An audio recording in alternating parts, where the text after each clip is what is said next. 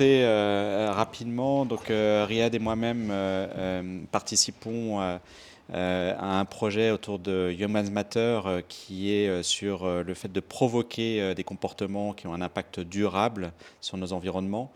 Et nous sommes une 130 collaborateurs à travailler autour de ces sujets, mus par les sciences cognitives. Et on voit bien qu'aujourd'hui, dans notre monde, la nécessité d'apprendre, d'éduquer le plus tôt possible sur les sujets qui sont les sujets des impacts que nous laissons sur nos environnements est clé. Et on va se faire le plaisir en fait de vous apporter quelques éléments d'échange, de conversation autour de ces sujets de l'apprendre. Alors, on va aborder beaucoup de choses dans cette heure, dans cette petite heure en fait. On va évidemment parler du plaisir, on va parler du désir, on va parler de l'amour, je crois, à un moment donné. On va de la flamme, de l'étincelle, des pains au chocolat. On va travailler, on va aussi échanger autour du brasier des savoirs. Et j'espère que tout ça va vous permettre de rester jusqu'au bout avec nous sur ces sujets.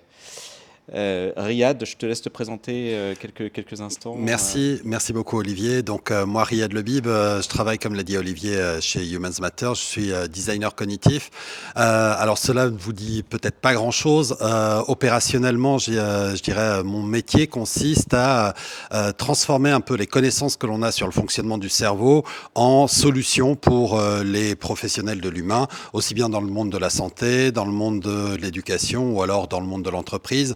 Et je dirais, on peut faire ça parce que beaucoup de personnes au sein de Humans Matter, comme moi, sommes titulaires d'un doctorat, moi en neurosciences en l'occurrence, et nous avons un passé effectivement de chercheur dans le domaine académique. Moi, mon domaine, c'était la prise de décision.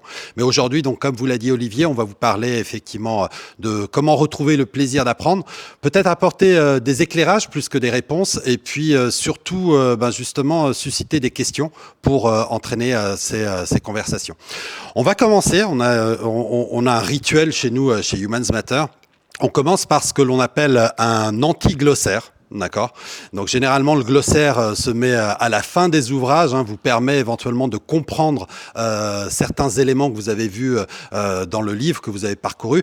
Nous en fait on commence par le début et on va explorer. Alors, si vous me voyez tourner la tête, c'est parce que l'écran que j'ai de présentation est là sur le côté. Et notre ami Jérémy, que vous ne voyez pas, mais qui assure effectivement toute la logistique derrière avec d'autres personnes, est en charge justement du passage de ces slides. Donc, Jérémy, s'il te plaît, slide suivante. Donc, on va effectivement tout de suite commencer par trois termes. Le premier terme que j'aimerais éclairer avec vous est le suivant. Donc, c'est la notion de besoin. Donc, le besoin, en fait, ce qu'il faut comprendre, c'est que sur le sens physiologique, c'est un manque dont la non-satisfaction peut entraîner parfois la mort de l'individu. Le deuxième terme sur lequel nous allons peut-être nous appuyer est la notion de désir.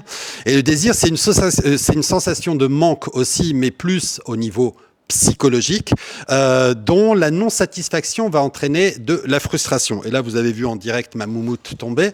C'est pas grave, ce sont les aléas du direct. Et enfin, troisième et dernier terme, c'est la notion de plaisir. Et le plaisir, vous le savez tous, c'est cette sensation, je dirais, agréable qui est issue de la satisfaction soit d'un besoin, soit d'un désir. Et nous allons voir qu'effectivement, il y a différentes formes de plaisir et qu'une forme particulière est à entretenir. Ce qui est intéressant peut-être dans cet antiglossaire, c'est qu'on peut percevoir dès le départ le terme de sensation. On voit bien qu'apprendre, c'est aussi un univers multisensoriel qui devrait associer l'ensemble des sensations auxquelles nous sommes sensibles. Et je pense pouvoir faire appel à vous aux salles de formation dans lesquelles vous avez pu étreiner, je dirais, des savoirs et des contenus et vous poser la question de combien de sens ont été agités dans ces salles de formation lorsque vous avez tenter d'apprendre, hein. On est souvent sur l'ouïe, sur la vue, après les odeurs, pas sûr. Quoique. Quoique, voilà. Le toucher non plus. Voilà. Enfin, donc la multisensorialité en fait est clé dans le plaisir d'apprendre et on va le voir comment ensuite à travers d'ailleurs l'exploration de ce qui se passe dans notre cerveau. Alors, on vous propose, hein, pour commencer, un petit test. Une odeur. Un petit test, hein, une odeur, un aspect, peut-être aussi des sensations auditives, hein, par le croustillant de cette... J'aimerais... On va commencer par vous poser une question. Donc la question est la suivante. Qui parmi vous aime les pains au chocolat? Alors on peut pas vous voir, hein, lever les mains, etc. Mais peut-être que, je sais pas, Jérémy, toi qui a une vision sur le Zoom, si vous aimez les pains au chocolat, allumez votre caméra par exemple, si jamais elles sont éteintes. Et puis Jérémy, tu vas nous dire. Ou chocolatine, hein, effectivement. Ou chocolatine, bien entendu. Nous n'allons pas.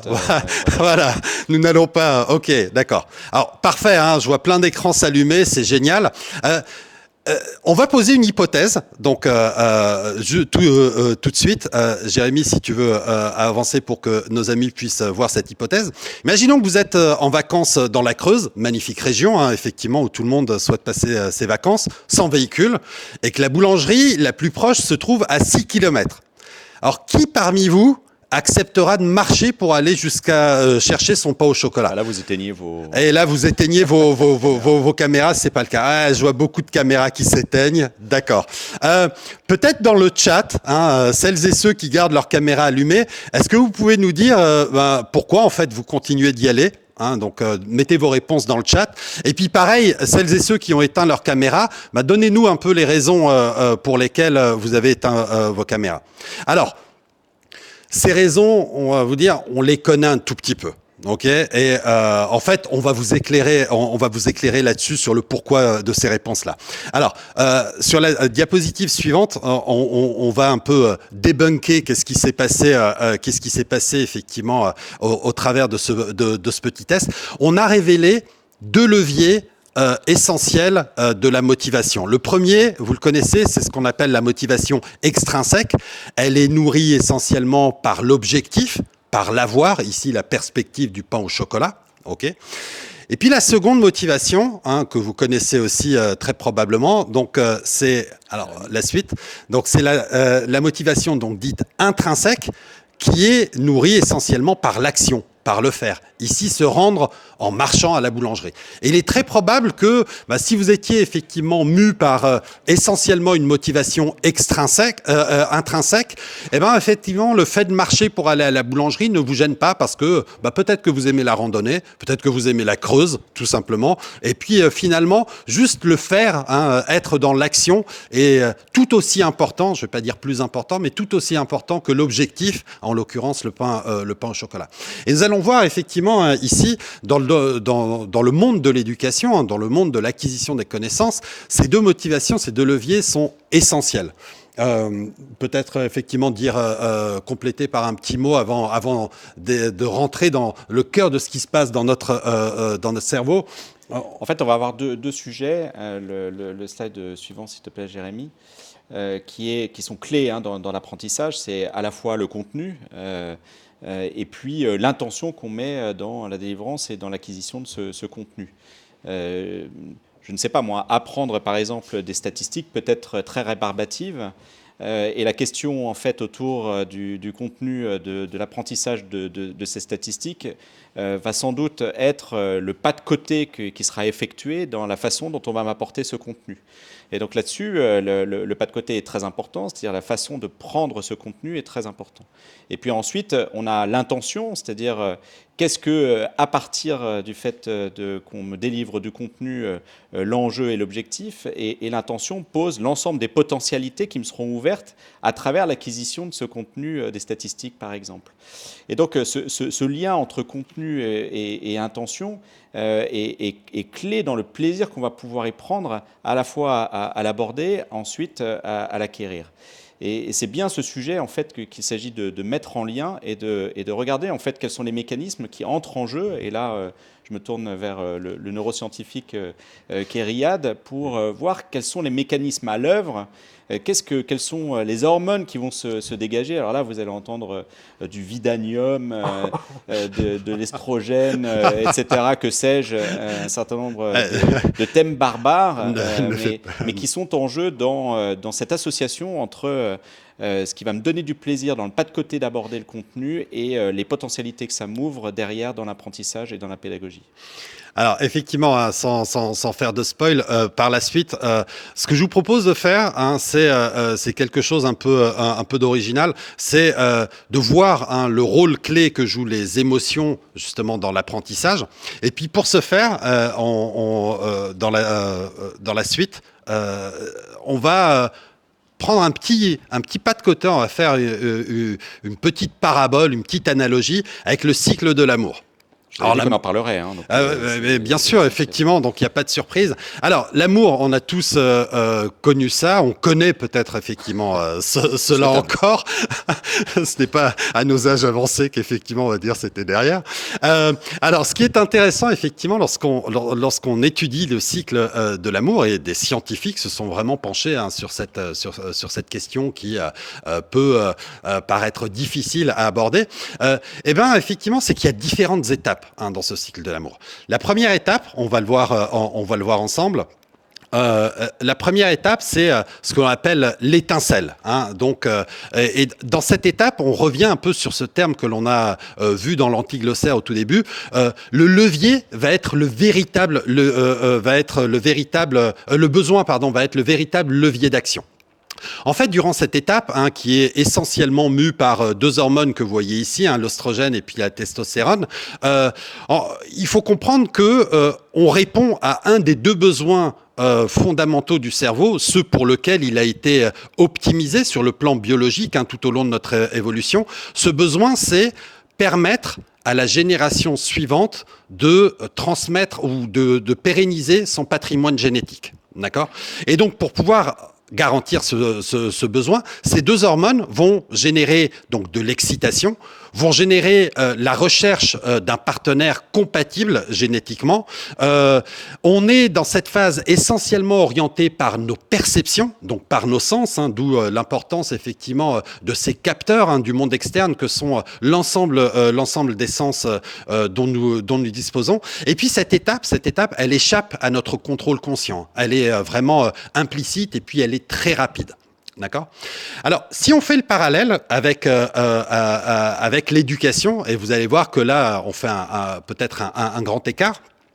En fait, chez le bébé, le besoin de découvrir, c'est un enjeu vital pour l'adulte qu'il est en devenir, effectivement. Et ce besoin de découvrir, il est quasiment inné chez l'enfant. Hein. Comme vous pouvez le voir ici, il a besoin de comprendre le monde qui l'entoure. Il a besoin de construire effectivement du sens autour par rapport aux choses qu'il rencontre, par rapport effectivement aux personnes qu'il croise. Et tout cela, effectivement, est mu essentiellement par sa curiosité de découvrir le monde. D'accord ? Donc le besoin effectivement qui est je dirais vital sur le plan je dirais de l'amour, on le retrouve hein, dans des degrés différents dans le domaine de l'éducation.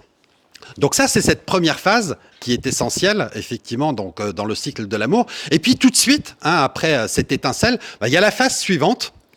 Juste là-dessus, il va falloir donc aiguiser la curiosité, avoir des objets de curiosité. Et donc toute la question de l'apprendre et de l'apprentissage, c'est comment s'entourer, comment travailler en interaction avec son environnement de manière à retrouver des objets de curiosité. Et tout à fait. Et puis comment effectivement guider hein. Alors là, on parle des jeunes enfants, mais cela est vrai effectivement tout au long de l'éducation. Hein. Comment guider effectivement les personnes pour continuer de cultiver ce sens et de l'aiguiser. Parce que vous allez voir que la curiosité, quelque part, lorsqu'on achète un closer ou bien un gala, on va dire, elle est nourrie aussi. Hein. Mais C'est là où effectivement on peut voir que, sans faire d'analogie avec Star Wars, il y a toujours un côté obscur de la Force, hein, quels que soient effectivement nos drivers. Ça y est, il est parti dans sa vie. La question va être Alors, l'avant, hein, c'est-à-dire comment faire en sorte que les sujets qui seront abordés soient posés par des éléments curieux, par des surprises, par une sorte de suspense avant même d'avoir accès au contenu. alors, comme je vous le disais, cette phase d'étincelle est tout de suite suivie par une seconde phase, hein, qui a été identifiée là aussi par les scientifiques. Alors, ils l'ont pas nommée la flamme, hein, on s'est permis un peu ce nom romantique. En fait, ce qui est important de comprendre durant cette phase, c'est que c'est le désir qui va être une vraie force motrice. Désir qui est guidé, là encore une fois, hein, je remets ma casquette de scientifique, par deux hormones que sont la dopamine et puis l'adrénaline. Et puis, effectivement, ces hormones, elles vont driver des sensations que l'on connaît chez nous, que sont donc l'excitation, cette anticipation, effectivement, hein, donc juste avant le moment ou les moments attendus.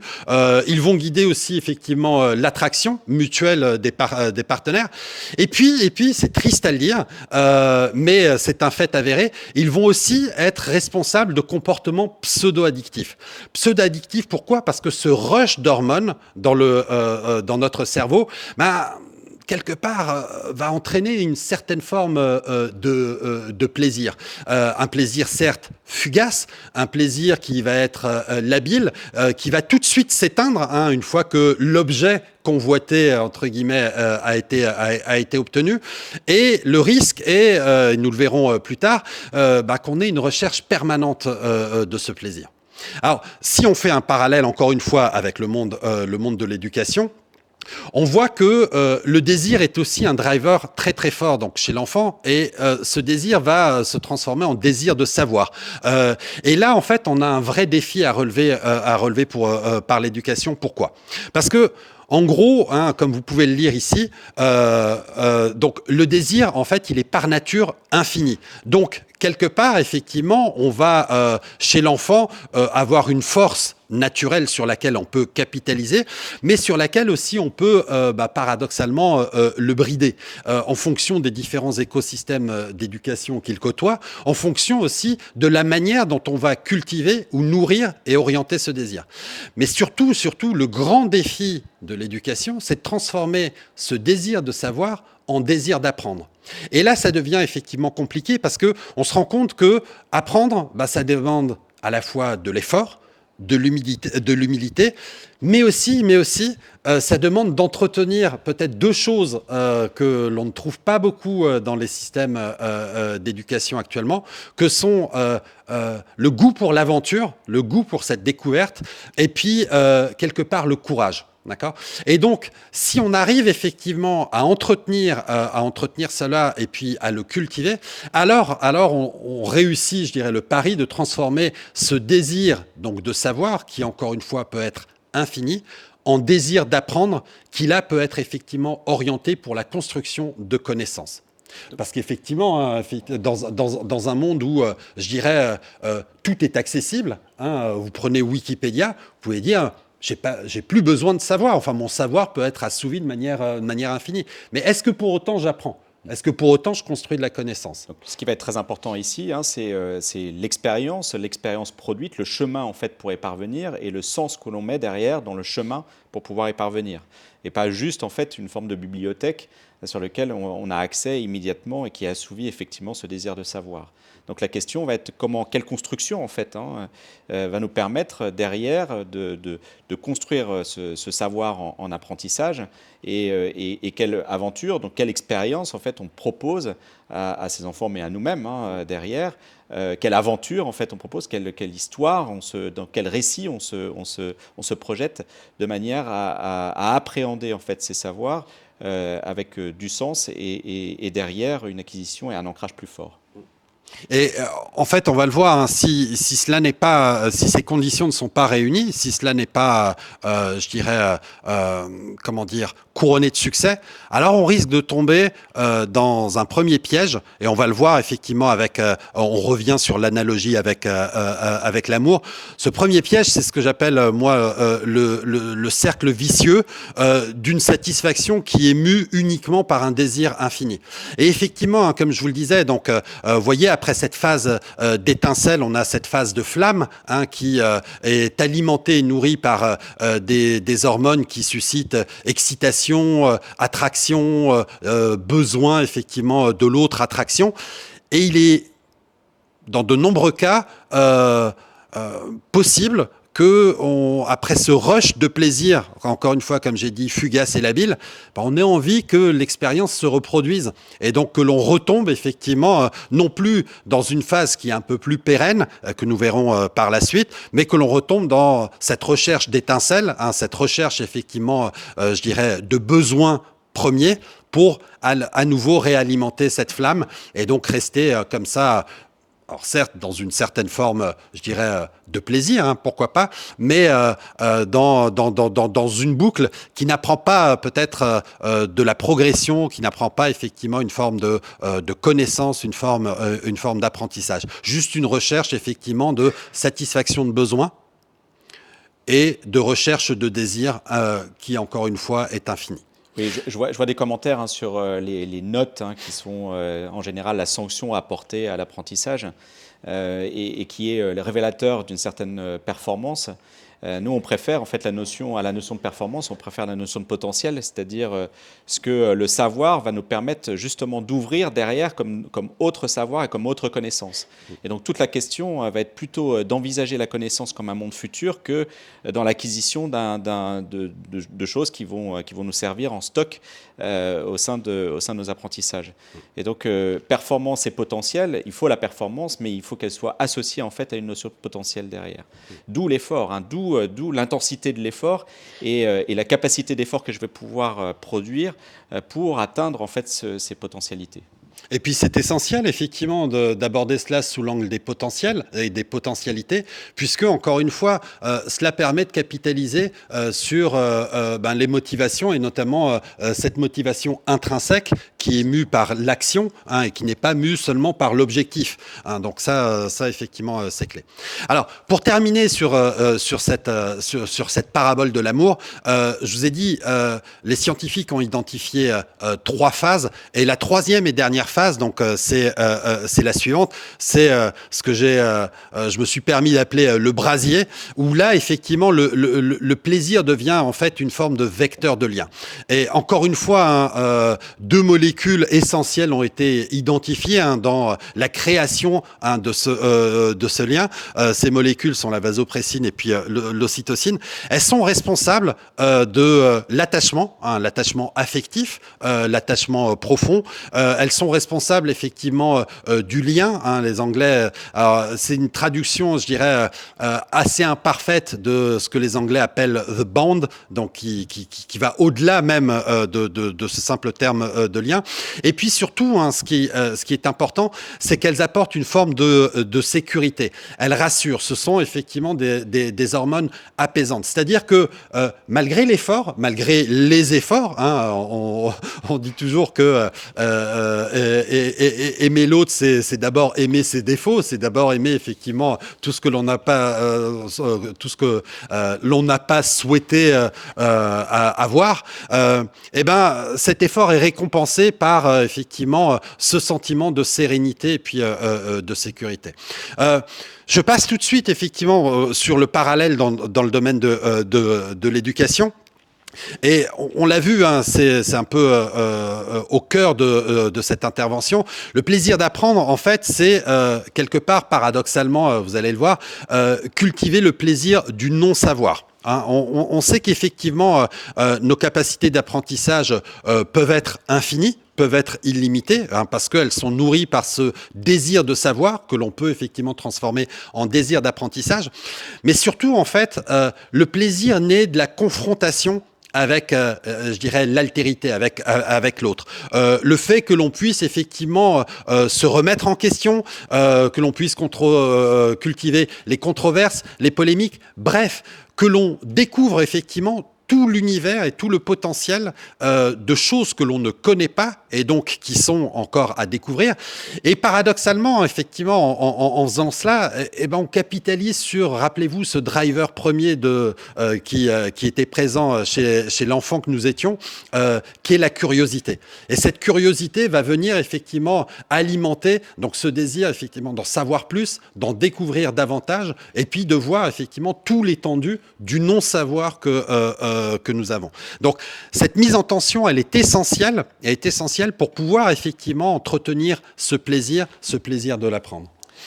C'est ce qu'on va appeler dans la narration l'intrigue, c'est-à-dire que la mise en intrigue du récit des savoirs va être essentielle dans le fait de soutenir et je dirais de mettre en acte la capacité et nos capacités d'apprendre. Je vois aussi un commentaire sur la motricité, sur le mouvement et la mise en mouvement à côté de la capacité d'apprentissage. Apprendre, c'est pas juste en fait un effort intellectuel, c'est aussi en fait se mettre en mouvement. Et on abordera peut-être ce sujet de le mouvement est-il essentiel en fait à la capacité d'apprendre et d'intégrer des savoirs cognitivement, et en quoi est-ce que derrière effectivement il permet un meilleur ancrage et surtout une meilleure transposition. Alors tout à fait. Alors après effectivement, je dirais ce petit détour donc avec cette parabole de l'amour, on va terminer sur le besoin de créer effectivement un cercle vertueux qui a été identifié. Où vous voyez les trois phases en fait continuent de s'alimenter entre elles, donc l'étincelle, la flamme, le brasier.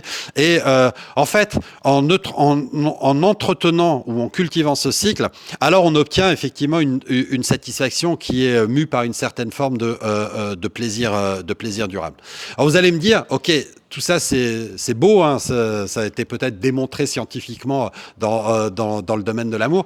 Comment maintenant, de manière, je dirais, peut-être opérationnelle, de manière pragmatique, on met cela en place dans les modes d'éducation, dans nos nouvelles capacités d'apprendre, dans nos nouveaux modes d'apprentissage. Et on vous propose de terminer peut-être, non pas sur une méthode, mais sur des enseignements que l'on a pu, je dirais, avoir, que l'on a pu éprouver, mettre en place, en guise, encore une fois, plutôt que de solutions, d'ouverture, pour des échanges et puis de la discussion. Donc on va terminer donc sur comment construire effectivement des savoirs, collectifs. Ce sont à la fois des éléments de construction, mais aussi des éléments d'acquisition. C'est-à-dire que c'est autant en fait des éléments qui vont nous permettre d'élaborer et de construire de nos savoirs que de la manière de les appréhender et de les vivre. Jérémy, si tu peux remettre. Voilà, on l'a abordé évidemment comme étant un système, c'est-à-dire que les éléments en fait interagissent les uns avec les autres. On peut peut-être démarrer, il n'y a pas forcément en fait de point d'entrée, même si on sait que l'expérience vécue précède la connaissance. Donc on va peut-être démarrer par l'expérience, c'est-à-dire que l'expérience vécue permet justement l'incarnation et l'ancrage en fait des connaissances. Donc à la base, construire ces expériences vont être clés pour prendre conscience, pour générer cette connaissance et enrichir derrière ce que sera le récit. La connaissance elle-même, en fait, elle doit dépasser son caractère froid et peut-être, je dirais, statique du Wikipédia, entre guillemets, mais elle doit permettre en fait une distribution et donc des interactions. Ce terme d'interaction est clé dans ce qu'on aborde à travers les sciences cognitives.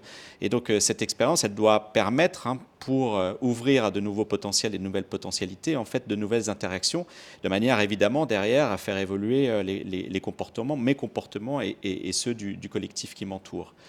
le récit collectif, le récit individuel qui doit sans doute être aussi mu par un récit collectif, c'est-à-dire qui doit prendre racine à travers ce récit collectif, on l'a abordé tout à l'heure, qui doit permettre en fait une mise en intrigue qui permette derrière d'espérer des mondes meilleurs, ou en tout cas l'acquisition de savoir qui me permettent de me projeter dans un futur. Cette mise en récit, elle est pas simplement le jour où je rentre dans une salle, mais elle est bien avant, c'est-à-dire qu'elle doit permettre d'anticiper et de créer ces notions de désir qu'évoquait tout à l'heure Riyad.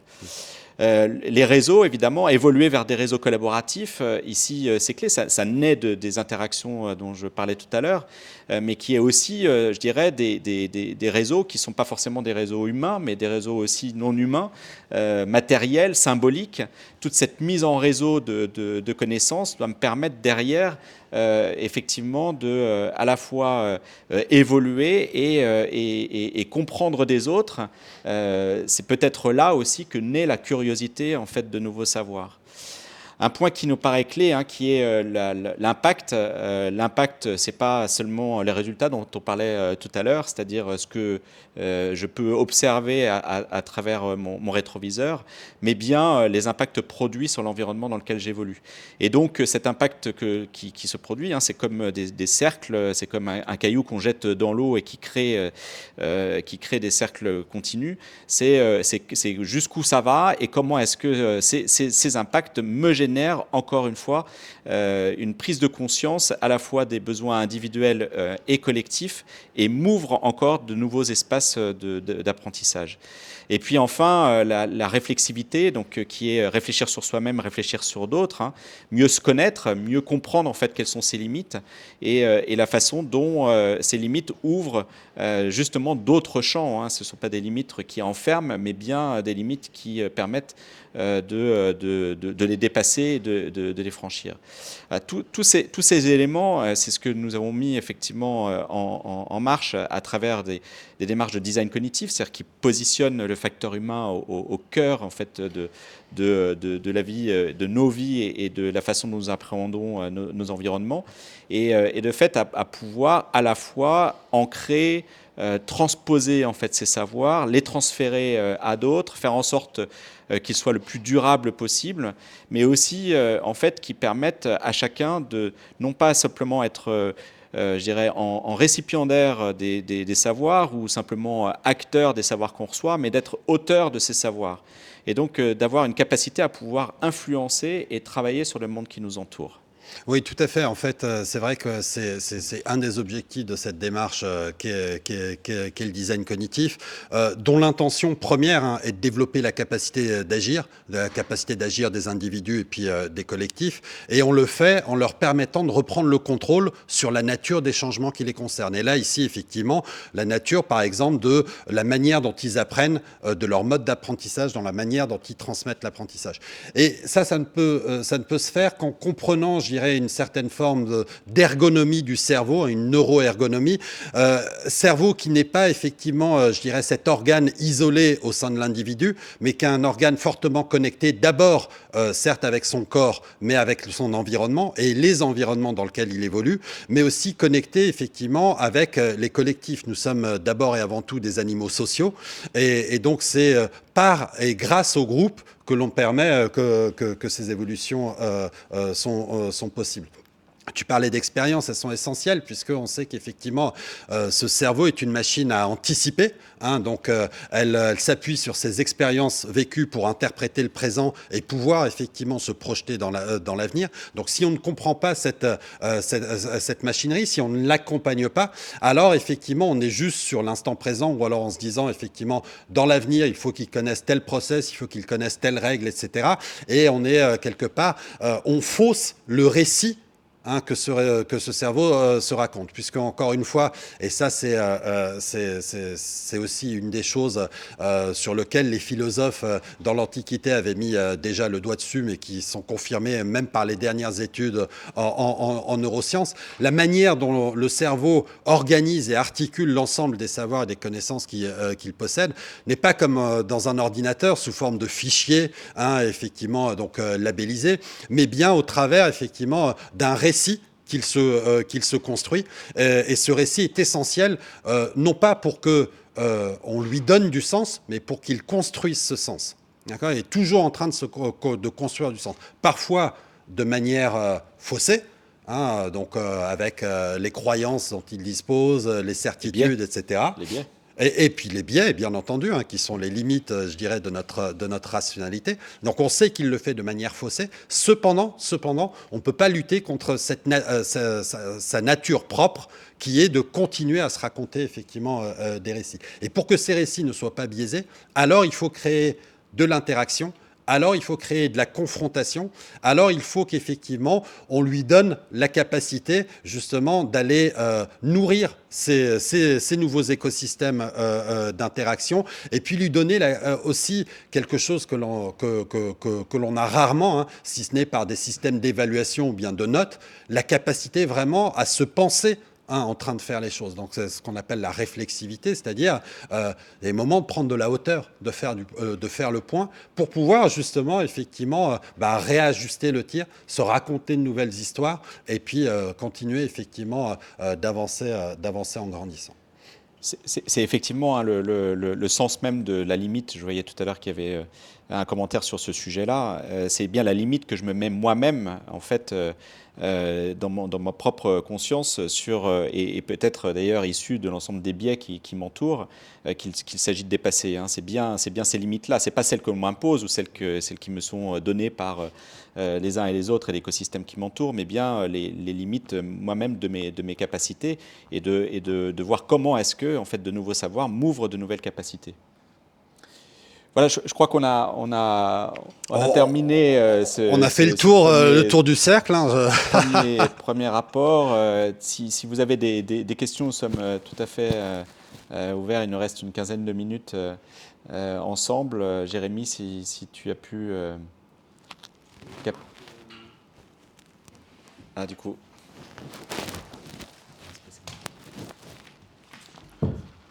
Donc on va prendre vos questions dans le chat. Il y a une première remarque. Le plaisir d'apprendre, c'est quand tout intéresse quelqu'un et qu'il est obligé de réfléchir de façon systémique. Une autre remarque, le plaisir d'apprendre, c'est la satisfaction de ma curiosité. Vous avez parlé de curiosité tout à l'heure.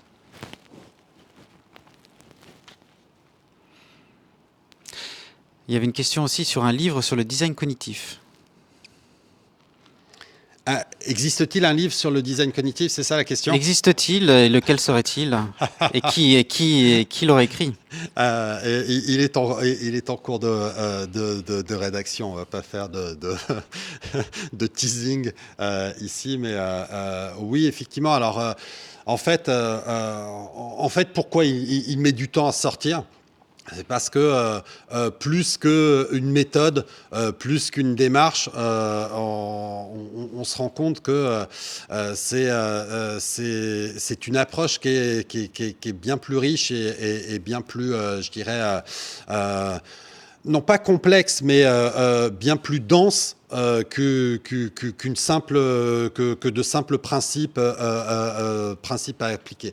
Donc, en fait, la rédaction du livre a pris différentes tournures, mais je ne vais pas mobiliser le temps juste là-dessus. Ça pour dire que je pense qu'on a trouvé la bonne forme pour pouvoir éventuellement parler du design cognitif d'une manière intelligible. Alors justement, comme on parlait de design cognitif et des parcours d'apprentissage inspirés par le design cognitif, donc Claire nous demande d'illustrer comment on aborde une demande de formation à l'aide de notre framework. Et Frédéric pose un peu la même question aussi. Quel processus, comment le mettre en action? Oui, alors, voilà.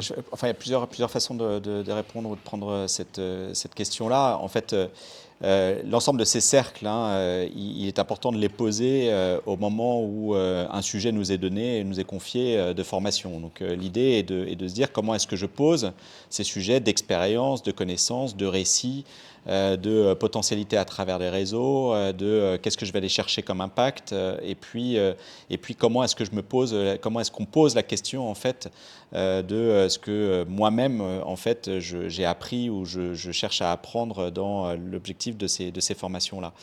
Et on a derrière, effectivement, un processus qui est un processus, je dirais, issu de nos capacités cognitives, qui est celui que j'indiquais tout à l'heure un peu rapidement, mais qui est celui de l'ancrage, de la transposition, de la transférabilité, de la durabilité et de la capacité d'agir. Ce processus-là, en fait, il répond à une forme de construction, c'est-à-dire c'est notre outil d'analyse, d'ingénierie, pardon.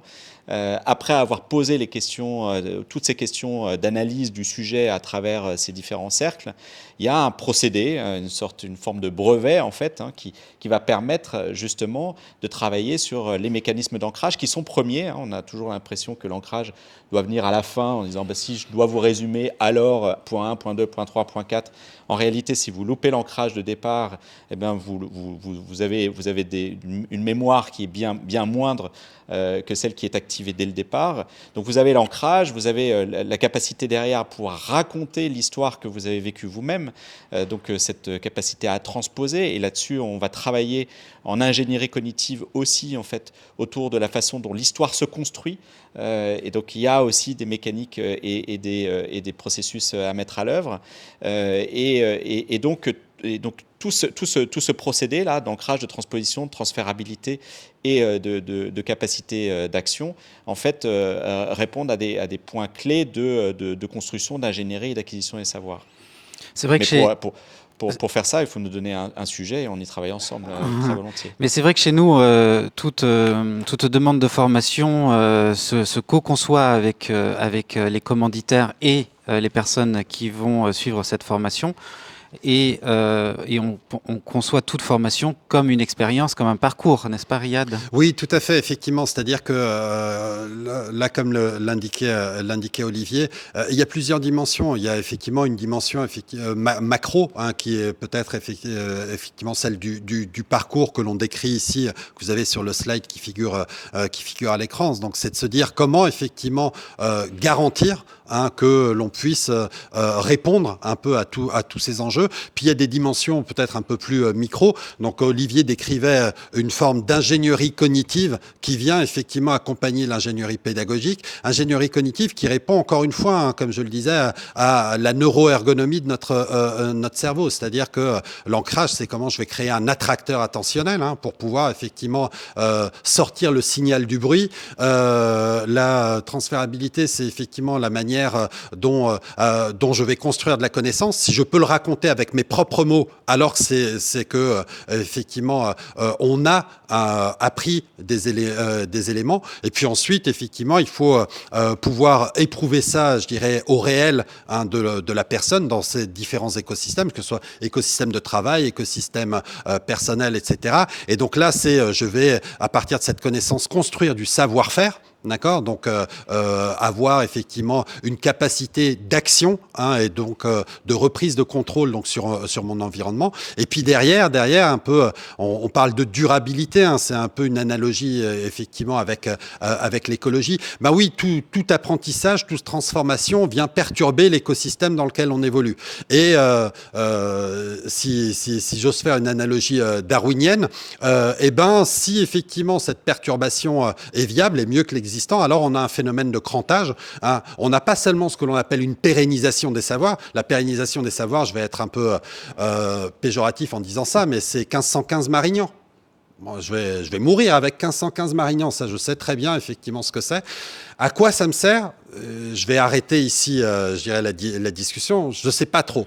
Maintenant, effectivement, l'idée, c'est comment une connaissance va venir, effectivement, moi, me perturber dans mes rituels.